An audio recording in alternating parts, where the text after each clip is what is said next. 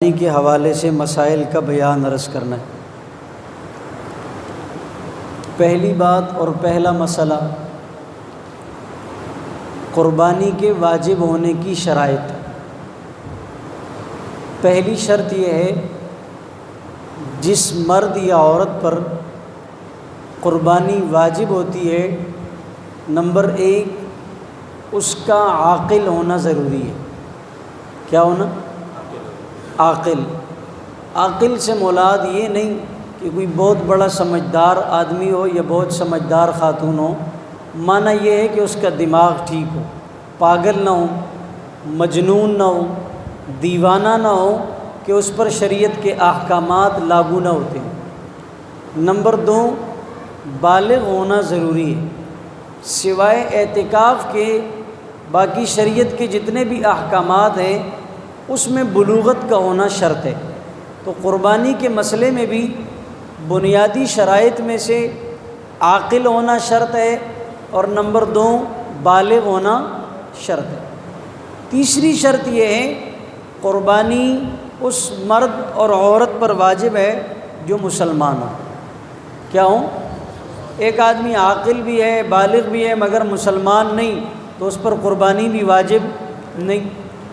چوتھی شرط یہ ہے کہ جس آدمی میں قربانی کی شرائط پائی جاتی ہیں، صاحب نصاب بھی ہے، عاقل بھی ہے، بالغ بھی ہے، لیکن یہ شرط بھی ہے عاقل ہوں، بالغ ہوں، مسلمان ہوں اور مقیم ہوں، مسافر نہ ہوں۔ مسافر شریعت کے بہت سارے احکامات ایسے ہیں جس میں مسافر کو رخصت دی گئی ہے، جیسے مثال کے طور پر سفر میں نماز 4 کے بجائے 6 پڑھ لو۔ جی 2، اچھا میں نے کہا شاید آپ سوئے ہوئے ہیں۔ 4 کے بجائے 2 پڑھ لو اور 2 کے بجائے بالکل پڑھو ہی نہیں۔ جی جو 2 ہیں ان کو 2 پڑھنا ہے اور جو 4 ہیں اس کو 2 پڑھنا ہے اور جو 3 ہیں اس کو 1.5 پڑھنا ہے۔ ہاں اچھا 3 پڑھنا ہے، صحیح۔ آپ کو اتنا مسئلہ آتا ہے، میں سمجھے شاید نہیں آتا، آپ تو سارے ماشاءاللہ۔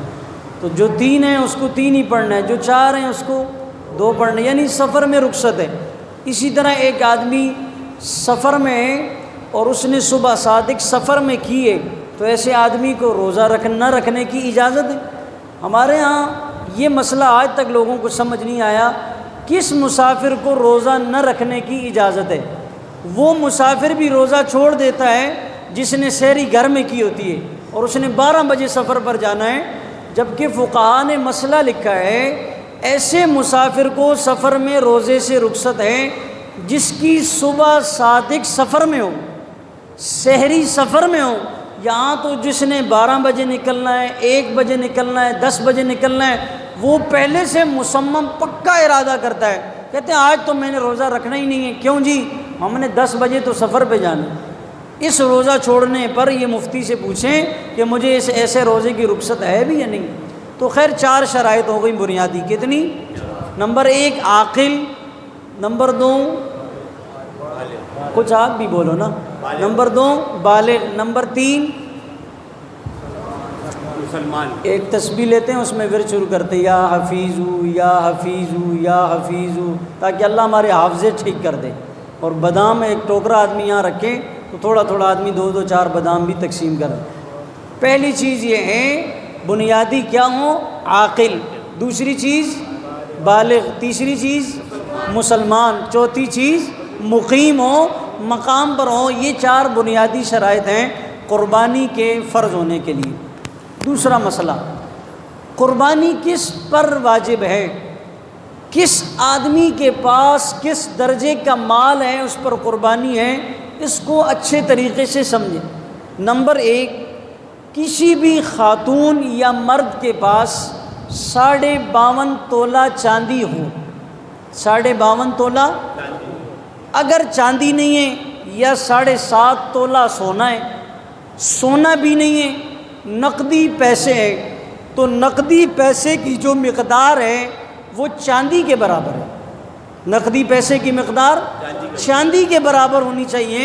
ایسا نہیں ہے کہ آپ کہو کہ سونے کے برابر ہوگی تو تب ہم قربانی کریں گے، نہیں، یا تو 52.5 تولہ چاندی چاندی نہیں ہے تو یا 7.5 تولہ سونا، اگر 7.5 تولہ سونا بھی نہیں ہے، نقدی پیسے اتنے ہیں جو چاندی کے نصاب کے برابر ہیں، تب بھی قربانی واجب ہے۔ یا گھر کا ضرورت سے زائد سامان، گھر کا ضرورت سے زائد سامان جو استعمال میں نہیں آتا، ضرورت میں ہی نہیں ہے، اس کی اگر ہم قیمت لگائیں، کیلکولیٹ کریں، وہ چاندی کے نصاب کو پہنچتا ہے، تب بھی قربانی واجب ہے۔ ایک سے زائد مکان، ایک آدمی کے پاس ایک مکان رہنے کا ہے، دوسرا مکان چاہے کرائے پر ہے، چاہے وہ کسی اور مقصد کے لیے ہے، بیچنے کے لیے ہے، خرید و فروخت کے لیے، کسی بھی نیت سے ہوں، ایک سے زائد مکان، ایسے آدمی پر قربانی کرنا واجب ہے۔ ایک سے زائد سواری، چاہے وہ خرید و فروخت کے لیے ہے یا استعمال میں ہے، بہرحال ایک سے زائد سواری جس کے پاس ہیں اس پر قربانی واجب ہے۔ مال تجارت، پرچون کی دکان ہے یا کسی اور چیز کی دکان ہے، دکان میں موجود سامان اس کو اگر جمع کیا جائے، ان کی قیمت لگائی جائے اور وہ چاندی کے پیسوں کے برابر ہوتا ہے تو ایسے آدمی پر قربانی کرنا واجب ہوگی۔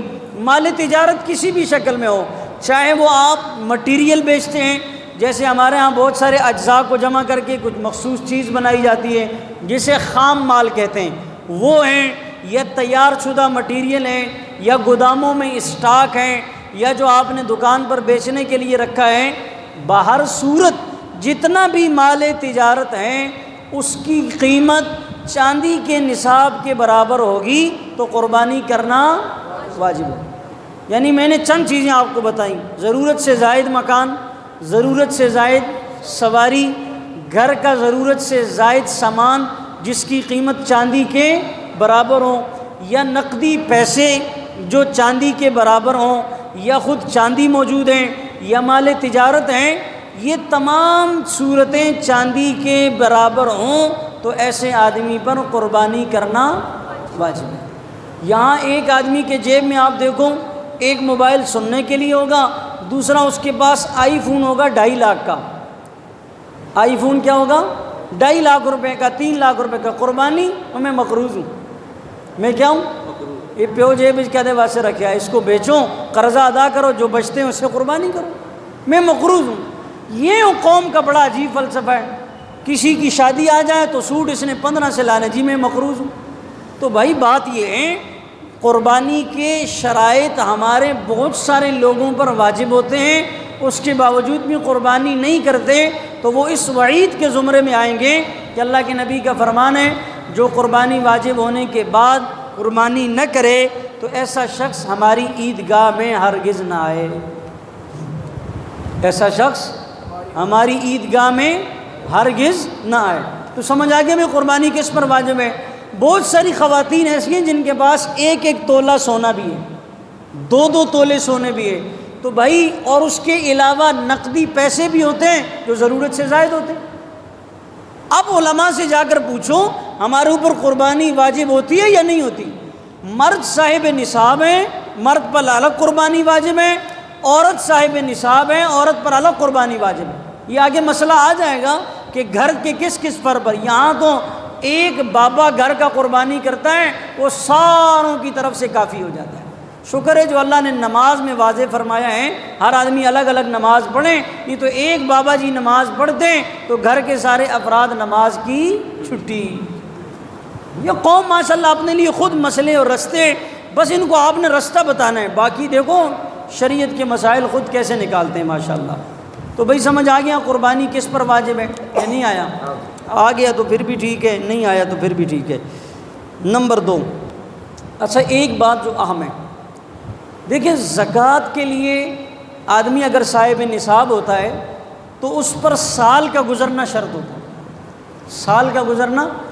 قربانی کے مسئلے میں سال کا گزرنا شرط نہیں ہے۔ ایک آدمی کے پاس چاند رات کو کسی کو قرضہ دیا ہوا تھا اور چاندی کے برابر اس کی مالیت تھی، وہ قرضہ اس کو واپس ملا، اب اس پر قربانی واجب ہوگی۔ ایک آدمی کو عید کے تیسرے دن قربانی کے وقت سے پہلے کہیں سے پیسے مل گئے اور وہ اس کی اپنی ملکیت ہیں، لہٰذا وہ چاندی کے نصاب کے برابر ہیں، تو ایسے شخص پر قربانی واجب ہوگی۔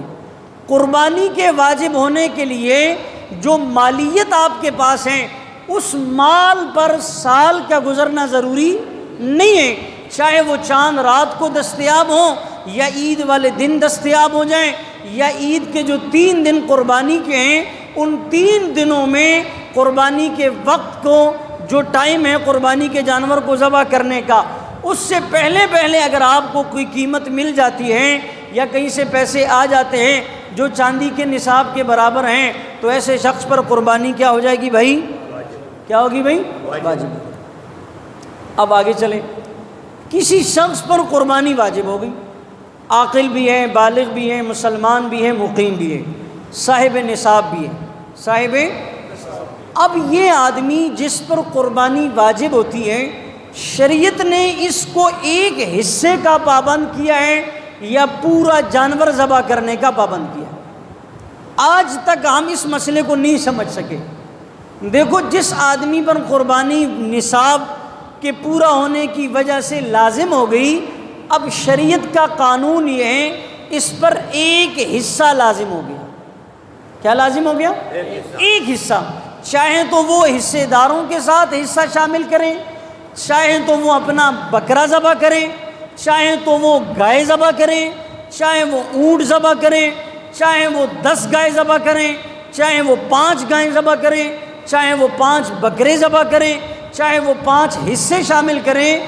جس آدمی پر نصاب پورا ہونے کی وجہ سے قربانی واجب ہے، تو واجب ہونے کے بعد کتنے؟ ایک حصہ واجب ہے۔ شریعت نے آپ کو پابند نہیں کیا کہ آپ نے 1 لاکھ روپے کا جانور ذبح کرنا ہے۔ اب ہمارے ہاں بہت سارے لوگ جس پر قربانی واجب ہوتی ہے وہ یہ سمجھتا ہے کہ لا محالہ میں نے 3-4 من کا بیل خریدنا میرے ذمہ ضروری ہے۔ ایسا کوئی تصور شریعت میں نہیں ہے۔ دین بہت آسان ہے، دین بہت آسان ہے، اور دین کو سمجھیں تو پھر سمجھنے سے اور بھی آسان ہو جاتا ہے۔ تو جس آدمی پر قربانی لازم ہو جاتی ہے نصاب پورا ہونے کی وجہ سے، یا اگر نصاب پورا نہیں ہے وہ اپنی خوشی سے کرتا ہے کہ یار میں باقی اور بہت سارے کاموں میں پیسہ خرچ کرتا ہوں تو ایک حصہ میں قربانی بھی کر لوں، تو ایسے آدمی پر صرف ایک حصہ لازم ہوتا ہے۔ پورا جانور ذبح کرنا شریعت کی طرف سے لازم۔ ہاں، اگر کوئی آدمی پورا جانور ذبح کر کے اس نیت سے ذبح کرتا ہے کہ میری واجب بھی ادا ہو جائیں اور گوشت کثیر لوگوں میں تقسیم ہو جائے، تو اس پر اللہ تعالیٰ اس کو زیادہ ثواب عطا فرمائے، تو وہ اللہ کی قدرت ہے۔ سمجھ آ رہی بات؟ شریعت نے ایک ہی حصہ لازم کیا ہے، ایک سے زیادہ حصے لازم نہیں کیے۔ چوتھا مسئلہ، ایک ہے جانور کا حلال ہونا، ایک ہے جانور کا قربانی والا ہونا۔ ایک ہے جانور کا حلال ہونا اور چیز ہے، اور جانور کا قربانی کے لیے ہونا اور چیز ہے۔ یعنی ہم اس کو یوں سمجھیں کہ قربانی کس کس جانور کی ہوتی؟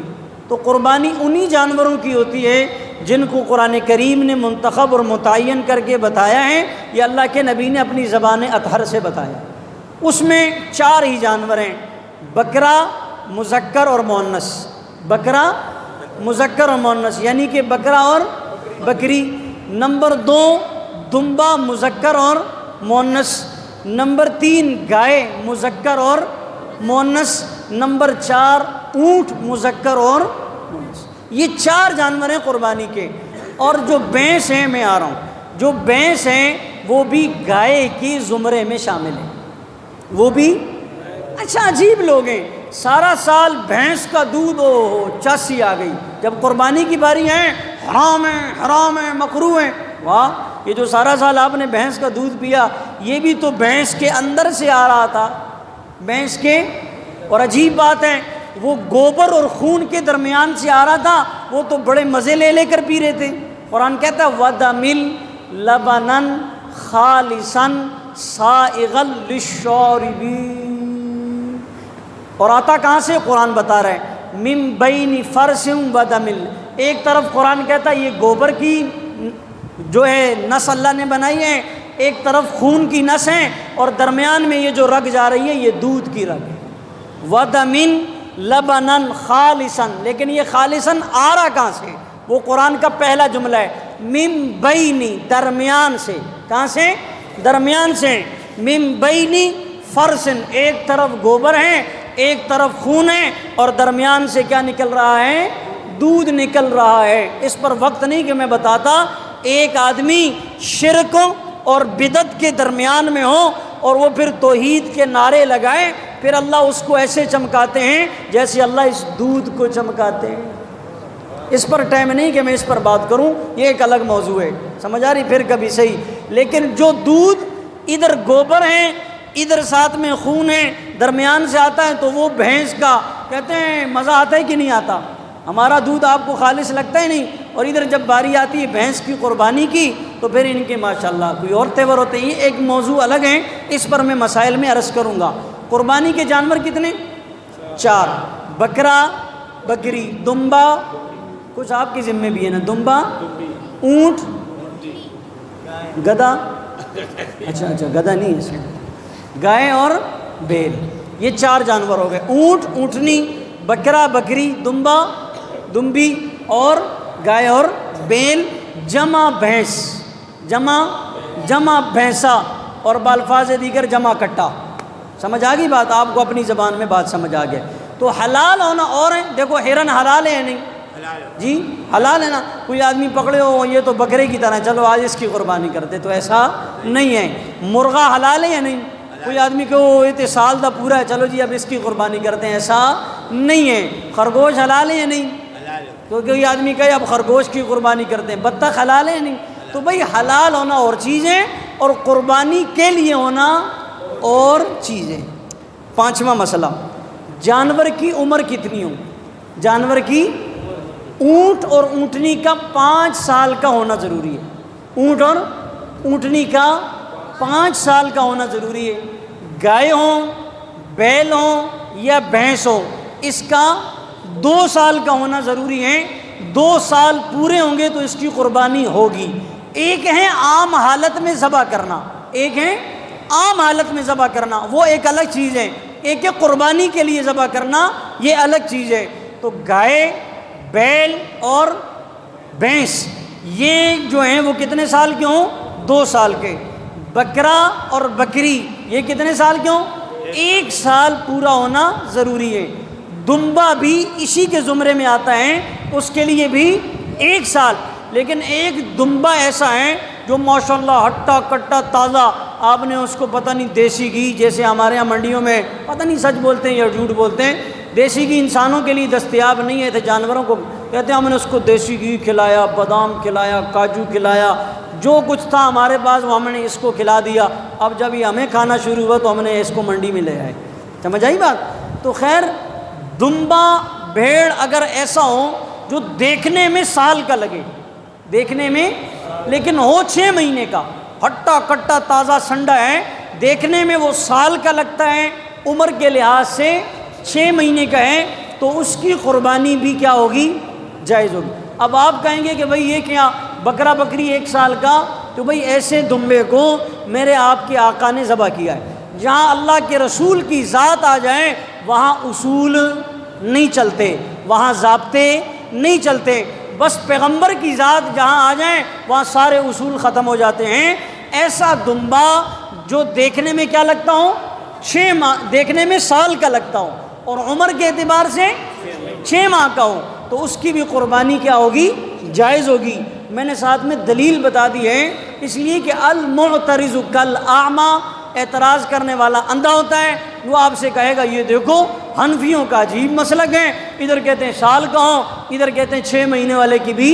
یہ حدیث سے ثابت ہے، اس لیے کہ اللہ کے رسول صلی اللہ علیہ وسلم کے دور میں ایسا ہوا ہے.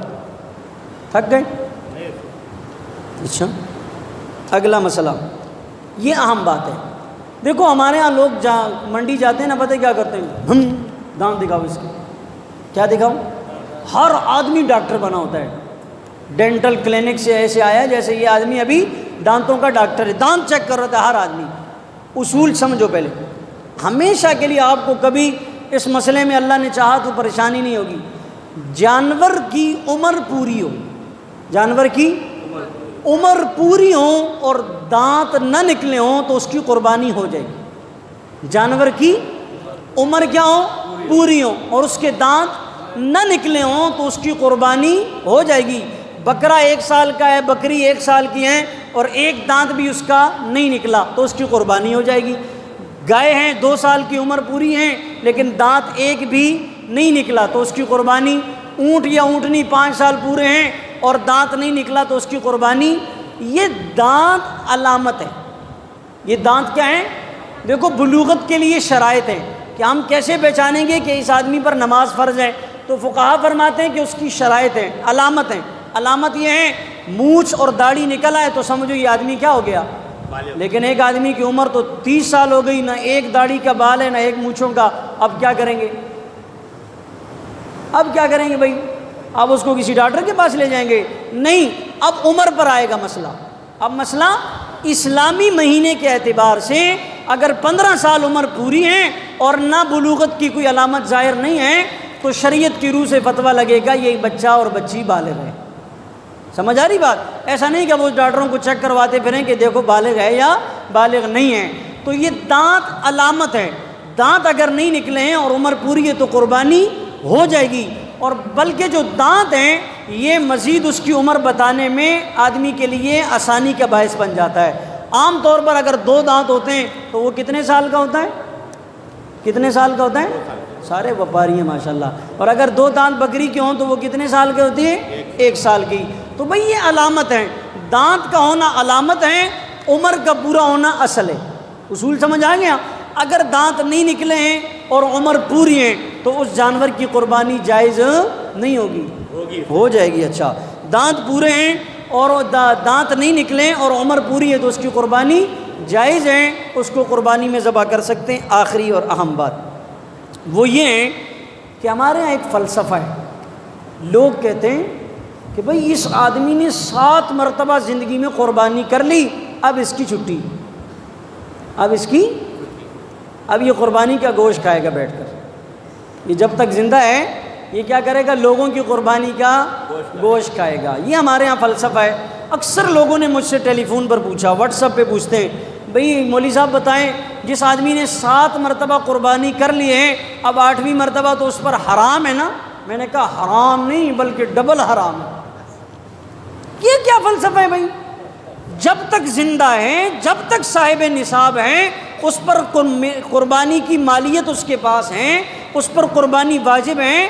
جب تک زندہ ہے تو قربانی واجب ہوتی رہے گی، جب تک زندہ ہے۔ 7 دفعہ نہیں بلکہ 700 دفعہ کر لیں، 7 دفعہ نہیں بلکہ 700 دفعہ کر لیں اور وہ زندہ بھی رہیں اور اس کے پاس قربانی کی مالیت کا نصاب پورا ہے تو اس پر قربانی کیا ہوگی بھائی؟ یہ ہمارے ہاں بنائے ہوئے فلسفے ہیں۔ جیسے کہتے ہیں جی رات کو جھاڑو نہیں لگاؤ، رات کو گند کرو، بس رات کو جھاڑو لگاؤ تو پتہ نہیں نیچے والا گھر اوپر چلا جاتا ہے اور اوپر والا گھر، رات کو دنیا جان کے حرامی توب کرو، اس سے کوئی فرق نہیں پڑتا۔ رات کو لوگوں کے یہاں ڈاکے ڈالو، چوریاں کرو، راہزن بنو، لوگوں کو لوٹو، کوئی فرق رات کو جھاڑو نہیں لگاؤ۔ کہتے ہیں چارپائی پر بیٹھ کر ٹانگیں نہیں لاؤ، پورے خاندان کی ٹانگیں کاٹ دو، بیڑا غرق کر کے رکھ دو، لیکن چارپائی پر بیٹھ کر ٹانگیں، مصلی خالی چھوڑ دو تو کون نماز پڑھتا ہے؟ شیطان۔ وہ تمہیں نہیں چھوڑتا، وہ اتنا بڑا تبلیغی ہو گیا کہ اب اس نے خود نماز پڑھنا شروع کر دیے۔ اب یہ مسجد کے مصلی خالی ہیں، آپ سب لوگ چلے جائیں گے، مؤذن صاحب جب تالا لگا دے گا تو پھر اس کے بعد شیطان آئے گا اور کہے گا بھائی اللہ اکبر، نماز ایک اقامت کہے گا، پیچھے ساری جماعت ہوگی۔ کیا خیال ہے؟ مصلی تو خالی ہے نا بھائی۔ ہمارے ہاں مصلی اس کو کہتے ہیں، یہ جو جائے نماز ہے بھائی، مصلی نماز کی جگہ کو کہا جاتا ہے، چاہے وہ یہ ماربل کی جگہ ہو، چاہے وہ تخت پوش ہو، چاہے وہ یہ جائے نماز ہو، کسی بھی صورت میں مصلی اس جگہ کو کہتے ہیں جہاں نماز پڑھی جاتی ہے، اس کو مصلی کہا جاتا ہے۔ مصلی نماز پڑھنے والے کو کہا جاتا ہے۔ تو ہمارے ہاں یہ عجیب تصور ہے، اپنی طرف سے ہم مسائل ایجاد کرتے ہیں، اپنی طرف سے، کیونکہ اب فارغ ہم لوگ زیادہ بیٹھتے ہیں تو فارغ بیٹھنے کی وجہ سے کوئی بھی مسئلہ ذہن میں آیا اس کو ایجاد کیا اور مارکیٹ میں پھینک دیا، چلو بھئی آج کے بعد یہ بھی کوئی مسئلہ ہے۔ تو شریعت میں ایسا کوئی تصور، شریعت میں ایسا تصور نہیں ہے۔ قربانی اگر کسی نے 7 مرتبہ کی ہے، 8ویں مرتبہ اگر وہ زندہ ہے، اس کے پاس نصاب پورا ہے، تو اس پر قربانی کیا ہوگی بھائی؟ سارے مسائل کا خلاصہ۔ قربانی کے واجب ہونے کے لیے پہلی شرط عاقل، بالغ، مسلمان اور مقیم۔ دوسری شرط نصاب کا مالک ہونا، سونا، چاندی، مال تجارت، نقدی پیسے، اور اس کے علاوہ جتنے بھی رقم ہیں وہ چاندی کے نصاب کے برابر ہو۔ جانور کے دانت نہیں نکلے، عمر پوری ہے تو اس کی قربانی ہو جائے گی۔ 7 مرتبہ زندگی میں قربانی کی، 8واں سال آیا اور اس کے پاس نصاب پورا ہے تو اس پر قربانی کرنا لازم ہے۔ قربانی کے جانور 4: بکرا، بکری، اونٹ، اونٹنی، گائل، بیل، بھینس اور دمبا اور اس کا مؤنث۔ یہ تمام مسائل کا خلاصہ ہے۔ اللہ ہمیں بات سمجھنے کی توفیق عطا فرمائے۔ اللہم ربنا تقبل